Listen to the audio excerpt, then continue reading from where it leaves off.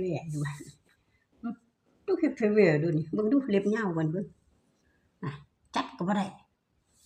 จับก็บ่ได้เอามือตรงนี้บ่คือแม่เพิ่นแม่เพิ่นจับนี่เอ้ยจับมือใส่เลย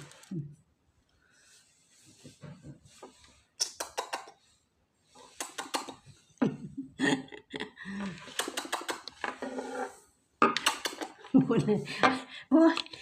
อย่ามากวนนะยายรำคาญยายเบิ่งดิมันเอาหน้ามุดหนีแล้วมันรำคาญยายมันเอาหน้ามุดหนีแล้วเบิ่งดูหั่นมันมุดแล้วมันหันหลังใส่แล้วเต็มกระบุงเลยนี่เบิ่งดูหม่องมันนอน เต็มกระบุงกระตาแล้วหันมาดู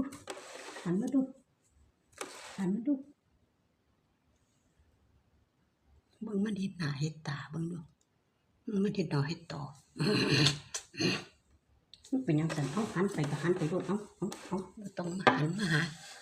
หันไปโลด